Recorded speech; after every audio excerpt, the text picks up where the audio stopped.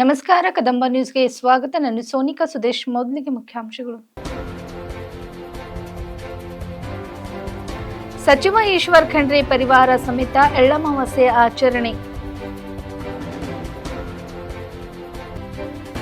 ಪಂಜಾಬ್ ಬಂದ್, ರೈತರಿಂದ ರಸ್ತೆ ತಡೆ, ರೈಲು ಬಸ್ ಸೇವೆ ಸ್ಥಗಿತ. ದೆಹಲಿಯಲ್ಲಿ ಮತ್ತೆ ಅಧಿಕಾರಕ್ಕೆ ಬಂದರೆ ಅರ್ಚಕರು ಗ್ರಂಥಿಗಳಿಗೆ ತಿಂಗಳಿಗೆ 18,000 ರೂಪಾಯಿ. ಅರವಿಂದ್ ಕೇಜ್ರಿವಾಲ್. ಸುದ್ದಿಯ ವಿವರಗಳು. ರೈತ ಹಾಗೂ ಭೂಮಿ ತಾಯಿಯ ನಡುವಿನ ಬಾಂಧವ್ಯವನ್ನು ಆಚರಿಸುವ ಎಳ್ಳ ಅಮಾವಾಸ್ಯೆ ಹಬ್ಬದ ಪ್ರಯುಕ್ತ ಇಂದು ಸಚಿವ ಈಶ್ವರ್ ಖಂಡ್ರೆ ಹೊಲಕ್ಕೆ ಕುಟುಂಬ ಜೊತೆ ತೆರಳಿ ಭೂಮಿ ತಾಯಿಗೆ ವಿಶೇಷ ಪೂಜೆ ಸಲ್ಲಿಸಿದರು ಮತ್ತು ರಾಜ್ಯದ ಸಮಸ್ತ ಜನತೆಗೆ, ಅದರಲ್ಲಿ ವಿಶೇಷವಾಗಿ ರೈತರಿಗೆ ಹಬ್ಬದ ಶುಭಾಶಯಗಳನ್ನು ತಿಳಿಸಿದರು. ಈ ಸಂದರ್ಭದಲ್ಲಿ ಹಬ್ಬದ ವಿಶೇಷ ಅಡಿಗೆಯಾದ ಭಜ್ಜಿ, ರೊಟ್ಟಿ, ಅಂಬಲಿಯನ್ನು ಸವಿಯುವ ಮೂಲಕ ಹಬ್ಬ ಆಚರಿಸಿದರು. ಚಂಡೀಗಢ ತಮ್ಮ ಬೆಳೆಗಳಿಗೆ ಕನಿಷ್ಠ ಬೆಂಬಲ ಬೆಲೆಯ ಮಿನಿಮಮ್ ಸಪೋರ್ಟ್ ಪ್ರೈಸ್ ಕಾನೂನು ಖಾತ್ರಿಗೆ ಆಗ್ರಹಿಸಿ ಕೇಂದ್ರದ ವಿರುದ್ಧ ಪ್ರತಿಭಟನೆ ನಡೆಸುತ್ತಿರುವ ರೈತರು ಬಂದ್ ಆಚರಿಸುತ್ತಿರುವ ಕಾರಣ ರಾಜ್ಯದ ಹಲವೆಡೆ ರಸ್ತೆ ಮತ್ತು ರೈಲು ಸಂಚಾರ ಸ್ಥಗಿತಗೊಂಡಿದ್ದು, ವಾಣಿಜ್ಯ ಸಂಸ್ಥೆಗಳು ಮುಚ್ಚಲ್ಪಟ್ಟಿವೆ. ರೈತರು ತಮ್ಮ ಬಂದ್ ಕರೆ ಅಂಗವಾಗಿ ಹಲವು ರಸ್ತೆಗಳಲ್ಲಿ ಧರಣಿ ನಡೆಸಿ ಪ್ರಯಾಣಿಕರ ಸಂಚಾರಕ್ಕೆ ಅಡ್ಡಿಪಡಿಸಿದರು. ಪ್ರತಿಭಟನಾಕಾರರು ರೈತರ ಬೇಡಿಕೆಗಳನ್ನು ಕೇಂದ್ರ ಒಪ್ಪಿಕೊಳ್ಳದಿರುವುದನ್ನು ಖಂಡಿಸಿ ಸಂಯುಕ್ತ ಕಿಸಾನ್ ಮೋರ್ಚಾ ಮತ್ತು ಕಿಸಾನ್ ಮಜ್ದೂರ್ ಮೋರ್ಚಾ ಕಳೆದ ವಾರ ಬಂದ್ಗೆ ಕರೆ ನೀಡಿದವು. ಧರೇರಿ ಜತ್ತನ್ ಟೋಲ್ ಪ್ಲಾಜಾದಲ್ಲಿ ರೈತರು ಧರಣಿ ನಡೆಸಿದ್ದರಿಂದ ಪಟಿಯಾಲ ಚಂಡೀಗಢ ರಾಷ್ಟ್ರೀಯ ಹೆದ್ದಾರಿಯಲ್ಲಿ ವಾಹನ ಸಂಚಾರಕ್ಕೆ ತೊಂದರೆ ಆಯಿತು. ಅಮೃತಸರದ ಗೋಲ್ಡನ್ ಗೇಟ್ನಲ್ಲಿ ನಗರದ ಪ್ರವೇಶ ಬಿಂದುವಿನ ಬಳಿ ಹಲವಾರು ರೈತರು ಸೇರಿ ಬಂಟಾಡಿದ ರಾಂಪುರ್ ಫುಲ್ನಲ್ಲಿ ಧರಣಿ ನಡೆಸಲಾಯಿತು. ಫಗ್ವಾರದಲ್ಲಿ ರೈತರು ರಾಷ್ಟ್ರೀಯ ಹೆದ್ದಾರಿ 44ರ ಶುಗರ್ ಮಿಲ್ ಕ್ರಾಸಿಂಗ್ ಬಳಿ ಧರಣಿ ನಡೆಸಿದರು. ಫಗ್ವಾರದಿಂದ ನಕೋದರ್, ಹೊಶಿಯಾರ್ಪುರ ಮತ್ತು ನವನ್ ಶಹರ್ ಕಡೆಗೆ ಹೋಗುವ ರಸ್ತೆಗಳನ್ನು ತಡೆದರು. ಫಗ್ವಾರ ಬಂಗಾ ರಸ್ತೆಯಲ್ಲಿರುವ ಬೆಹಾಮ್ರಮ್ ಟೋಲ್ ಪ್ಲಾಜಾದಲ್ಲಿ ಅವರು ಧರಣಿ ನಡೆಸಿದರು. ತಮ್ಮ ಪ್ರತಿಭಟನೆಗೆ ಸಾಗಣೆದಾರರು, ನೌಕರರ ಸಂಘಟನೆಗಳು, ವರ್ತಕರ ಸಂಸ್ಥೆಗಳು ಮತ್ತು ಧಾರ್ಮಿಕ ಸಂಸ್ಥೆಗಳಿಂದ ಬಲವಾದ ಬೆಂಬಲ ಸಿಕ್ಕಿದೆ ಎಂದು ಫೆದರ್ ಹೇಳಿದ್ದಾರೆ. सभी साथी देख लें कि आइसर मोहाली के अंदर जो एयरपोर्ट रोड से जो आइसर की तरफ जाता है, तो बीके शहीद भगत सिंह के साथियों ने जो अंडर ब्रिज और ऊपर रेलवे लाइन है उसको बंद कर दिया गया है. पंजाब बंद की कॉल है और सारी जगह देखें आप, जो ट्रैफिक है वो रोक दिया गया है.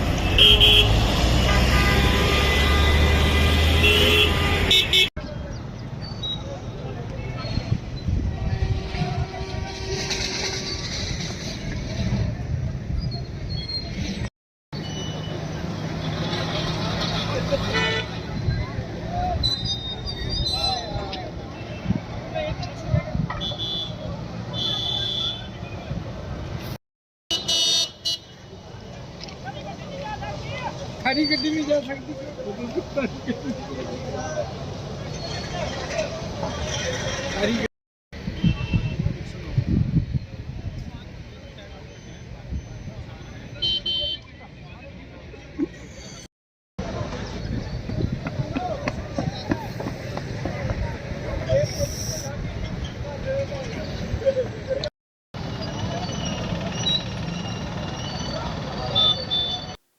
ದೆಹಲಿಯಲ್ಲಿ ಮತ್ತೆ ಅಧಿಕಾರಕ್ಕೆ ಬಂದರೆ ತಮ್ಮ ಪಕ್ಷವು ಪೂಜಾರಿ ಗ್ರಂಥಿ ಸಮನ್ ಯೋಜನೆಯನ್ನು ಪ್ರಾರಂಭಿಸಲಿದೆ. ದೇವಾಲಯದ ಅರ್ಚಕರು ಮತ್ತು ಗುರುದ್ವಾರಗಳ ಗ್ರಂಥಿಗಳಿಗೆ ಮಾಸಿಕ 18,000 ರೂಪಾಯಿ ಭತ್ಯೆ ನೀಡಲಾಗುವುದು ಎಂದು ಆಮ್ ಆದ್ಮಿ ಪಾರ್ಟಿಯ ಎಐಪಿ ಮುಖ್ಯಸ್ಥ ಅರವಿಂದ್ ಕೇಜ್ರಿವಾಲ್ ಸೋಮವಾರ ಘೋಷಿಸಿದ್ದಾರೆ. ಮುಂದಿನ ವರ್ಷ ಫೆಬ್ರವರಿಯಲ್ಲಿ ದೆಹಲಿ ವಿಧಾನಸಭೆಗೆ ಚುನಾವಣೆ ನಡೆಯಲಿದೆ. ಚುನಾವಣೆಗೆ ಮುನ್ನ ಈ ಘೋಷಣೆ ಹೊರಬಿದ್ದಿದ್ದು, ಸತತ 4ನೇ ಅವಧಿಗೆ ಅಧಿಕಾರವನ್ನು ಉಳಿಸಿಕೊಳ್ಳಲು ಎಎಪಿ ಪ್ರಯತ್ನ ನಡೆಸುತ್ತಿದೆ. ಹಲವು ವಿಶೇಷ ಯೋಜನೆಗಳನ್ನು ಘೋಷಿಸುತ್ತಿದೆ. ಪೂಜಾರಿಗಳು ಮತ್ತು ಗ್ರಂಥಿಗಳು ನಮ್ಮ ಸಮಾಜದ ಪ್ರಮುಖ ಭಾಗವಾಗಿದ್ದಾರೆ, ಆದರೆ ಅವರನ್ನು ನಿರ್ಲಕ್ಷಿಸಲಾಗಿದೆ. ದೆಹಲಿ ಮೊದಲ ಬಾರಿಗೆ ನಾವು ಅವರನ್ನು ಬೆಂಬಲಿಸಲು ಈ ಯೋಜನೆಯನ್ನು ಪರಿಚಯಿಸುತ್ತಿದ್ದೇವೆ. ಈ ಯೋಜನೆ ಅಡಿಯಲ್ಲಿ ಅವರಿಗೆ ತಿಂಗಳಿಗೆ 18,000 ರೂಪಾಯಿ ಭತ್ಯೆಯನ್ನು ನೀಡಲಾಗುತ್ತದೆ. ಈ ಯೋಜನೆಗೆ ನಾಳೆಯಿಂದಲೇ ನೋಂದಣಿ ಪ್ರಾರಂಭವಾಗುತ್ತದೆ ಎಂದು ಕೇಜ್ರಿವಾಲ್ ಹೇಳಿದರು. ಮಂಗಳವಾರ ಕನ್ನಡ್ ಪ್ಲೇಸ್ನಲ್ಲಿರುವ ಹನುಮಾನ್ ಮಂದಿರಕ್ಕೆ ಭೇಟಿ ನೀಡಿ ಅಲ್ಲಿನ ಅರ್ಚಕರ ನೋಂದಣಿ ಪ್ರಕ್ರಿಯೆಯ ಮೇಲ್ವಿಚಾರಣೆ ನಡೆಸುವುದಾಗಿ ತಿಳಿಸಿದರು. लोगों के लिए जिनका समाज के प्रति बहुत बड़ा कंट्रीब्यूशन होता है, लेकिन कभी भी समाज ने उनकी तरफ ध्यान नहीं दिया, किसी पार्टी किसी सरकार ने उनकी तरफ ध्यान नहीं दिया।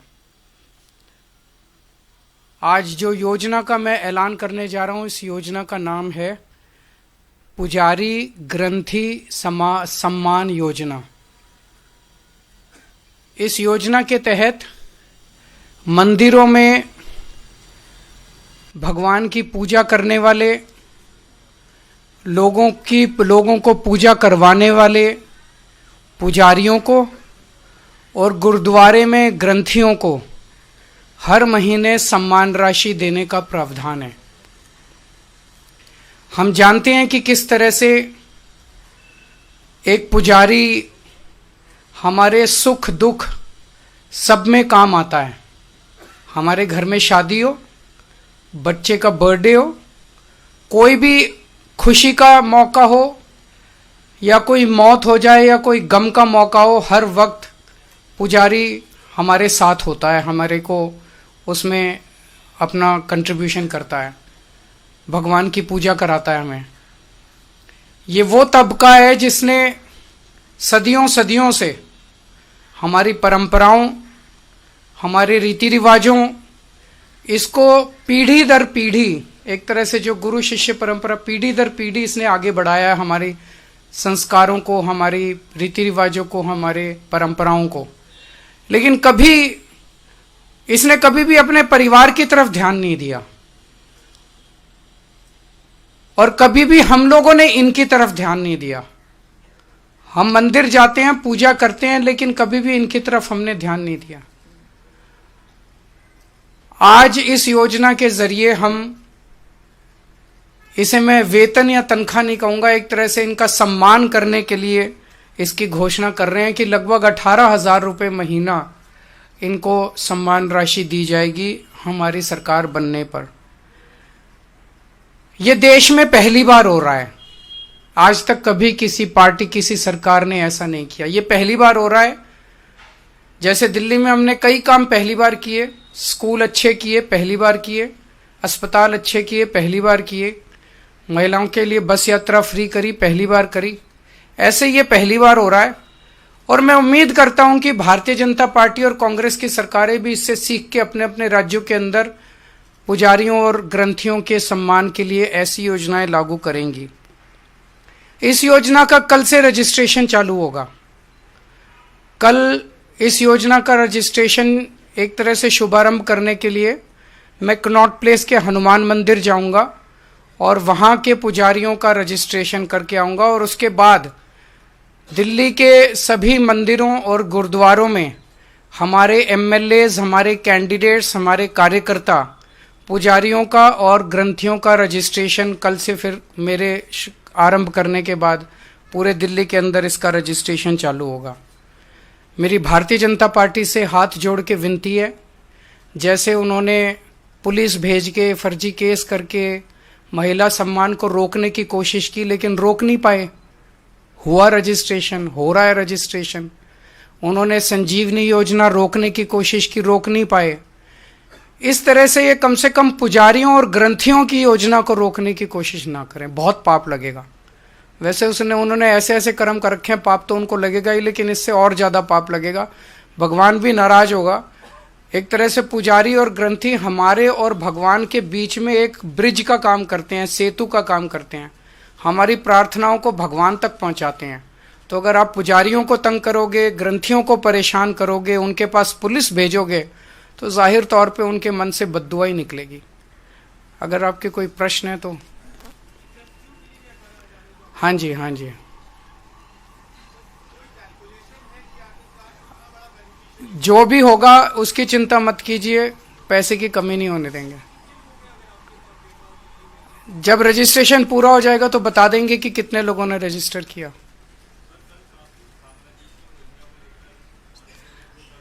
मेरी इनसे रिक्वेस्ट है कि हरदीप पुरी जी को गिरफ्तार कर लीजिए। उनके पास सारा डेटा है, कहां कहां उन्होंने रोहिंग्यों को बसाया, उन्होंने ट्वीट करके बताया है। ये इतनी मेहनत कर रहे हैं, जरूरत क्या है, नौटंकी क्यों कर रहे हैं? हरदीप पुरी जी के पास और अमित शाह जी के पास सारा डेटा है, कहां किस रोहिंग्या को बसाया, वहां उसको कर लो गिरफ्तार। ऐसी नौटंकी मचा रखी है, मतलब इन्होंने कोई देश चलाना थोड़ी है, सुबह से शाम तक नाटक करते रहते हैं ये लोग। बहुत बहुत शुक्रिया। ಮಾಜಿ ಸಚಿವರು ಹಾಗೂ ಆರೋಗ್ಯ ಶಾಸಕರಾದ ಪ್ರಭು ಬಿ ಚವ್ಹಾಣ್ ಅವರು ರೈತರೊಂದಿಗೆ ಎಳ್ಳಮಾವಾಸ್ಯೆ ಹಬ್ಬವನ್ನು ಆಚರಿಸಿದರು.